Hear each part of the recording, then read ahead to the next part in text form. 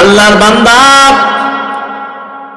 দীর্ঘ 70 বছর পর্যন্ত সালাম সালাম বলে পূজা করে, মূর্তির সামনে গিয়ে সালাম সালাম বলে ডাক দেয়।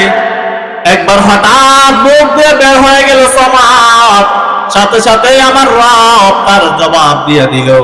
এমন ওই বান্দা ডাক দিয়ে বলতেছে, এতদিন পর্যন্ত আমি সালাম সালাম বলে ডাকবে, আজ পর্যন্ত কেউ আমার ডাকের সাড়া দেয় নাই।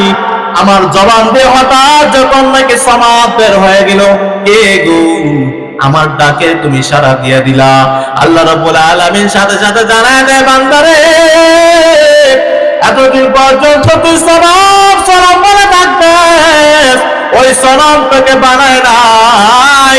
যে সালাম সালাম বলে যাকে ডাকতেস, যে মূর্তিরে তুই মাটির মূর্তির পূজা করস রে বান্দা, এই মূর্তিটা তুই তোরা নিজেই বানাইলি। যে মূর্তিগুলা তোরা নিজে বানাইয়া তাদের সামনে সালাম বলে ডাক দেস, একদিন নয়, 2 দিন নয়, কিয়ামত পর্যন্ত তোরা যদি মূর্তির সামনে গিয়ে ডাক দেস, মূর্তি জবাব দিবে না।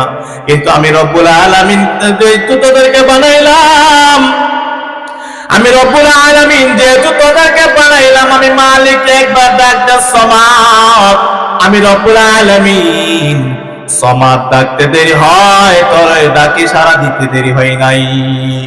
এজন্য দুনিয়ার বান্দার আল্লাহর গোলাম যতগুলা করা কেন মালিকের কাছে মাপ চাও, মালিকের কাছে মাপ চাইতে দেরি হবে, মালিক মাপ করতে দেরি হবে না। আল্লাহ রাব্বুল আলামিন জানিয়ে দেন, ইয়া আইয়ুহাল্লাযীনা আমানু তাকুল্লাহ, হে বান্দারা আমাকে আমি আল্লাহকে ভয় কর, আমি আল্লাহকে ভয় করো। আমি আল্লাহকে ভয় করার মানেই নয় আমি মালিককে ভয় করো।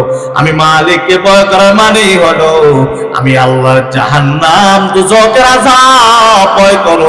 এই দুজকের আযাব জাহান্নাম ভয় করে তোরা যদি জমিন থেকে বিদায় নিতে পারোস রে মুমিন, আমি রব্বুল আলামিন ঘোষণা দিলাম তোদের কবর জান্নাতের বাগান হয়ে যাবে।